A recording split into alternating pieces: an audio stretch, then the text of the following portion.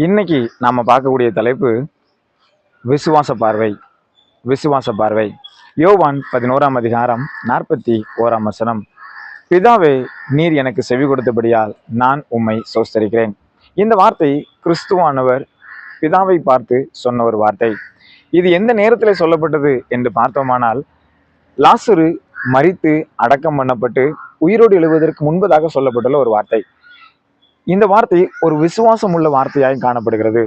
இதே உலக மனிதர்கள் என்ன காரியம் சொன்னார்கள்? அவன் மரித்து 4 நாட்கள் ஆனதே, நாருமே என்று சொன்னார்கள். ஆனால் கிறிஸ்து சொன்ன ஒரு விசுவாசமான வார்த்தை என்ன? விசுவாசித்தால் தேவனுடைய மகிமையை காண்பாய். ஒருவேளை இன்னைக்கு நீங்களும் நானும் எப்படிப்பட்ட ஒரு விசுவாசத்துல வாழ்ந்து கொண்டிருக்கிறோம்? சற்று நாம நிதானத்தை பார்ப்போம். ஒரு உண்மை சம்பவம். ஒரு செருப்பு தைக்கிற ஒரு தொழிலாளி கொஞ்சம் கொஞ்சமா முன்னேறி அநேக இடத்துல பிரான்ச்சஸ் வைக்கிறாரு. அது மாத்திரமல்ல, இப்போ புதியதாக கட்டி கொண்டிருக்கின்ற அந்த பிரான்ச்ல ஒரு மேனேஜர் வேண்டும் அப்படின்னு சொல்லி அறிவிப்பு கொடுக்குறாரு. அநேக பேர் இன்டர்வியூக்கு வராங்க. அந்த அநேக பேர்ல 2 பேர் மட்டும் அவர் செலக்ட் பண்றாரு. 2 பேர் செலக்ட் பண்ண உடனே அந்த 2 பேர்கிட்ட ஒரு சின்ன ஒரு வேலையை கொடுக்குறாரு. இந்த மேனேஜர் பதவிக்கு ஒருவர் தான் தேவை.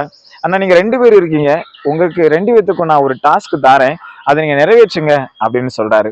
சரி அப்படின்னு சொல்லி அவங்க அந்த அந்த டாஸ்கை வாங்கிட்டு போறாங்க. என்னன்னு பார்த்தோம்னா, மலை பிரதேசத்துல இருக்கின்ற ஜனங்களை போய் நீங்க பார்த்து விசிட் பண்ணிட்டு வாங்க, அங்க நம்ம தொழில் தொடங்கினா நல்லா இருக்குமா அப்படின்னு பாருங்க அப்படின்னு சொன்ன உடனே முதல்ல ஒரு மனுஷன் போறாரு. அந்த மனுஷன் போயிட்டு அங்க போய் சுற்றி பார்த்துட்டு வந்து சோகத்தோட வந்து சொல்றாரு, நம்ம அங்க தொழில் ஆரம்பிச்சா அங்க என்ன செய்யாது, தொழில் நடக்காது. ஏன்னா அந்த ஜனங்கள் யாருமே செருப்பு போடாதவங்க. அவங்கள்ட்ட போய் செருப்பை போடுங்கன்னு சொல்லி நம்ம விற்பனை செய்ய முடியாது அப்படின்னு சொல்றாரு. இன்னொரு மனிதன் அங்க போய் அவர் எல்லாத்தையும் சுத்தி பார்த்துட்டு சந்தோஷத்தோட வந்து அவர் சொல்றாரு, சார் நம்ம அங்க தொழில் ஆரம்பிச்சா நல்லபடியா போவோம் சார், எப்படி நீ சொல்ற அப்படின்னு சொல்லும்போது, அவங்க செருப்பு போடாதவங்க, நம்ம செருப்பு போட்டா என்னென்ன நல்ல பயன்கிறத கற்றுக் கொடுத்துட்டு அவங்களுக்கு அதை விற்பனை செய்யலாம் சார் அப்படின்னு சொன்ன உடனே இவனை உடனே வேலைக்கு அமர்த்துறாங்க. பிரியமானவர்களே, இன்றைக்கு நீங்களும் நானும் எப்படிப்பட்ட விசுவாச பார்வையில் இருக்கிறோம் என்பதை சற்று நிதானித்து பார்ப்போம்.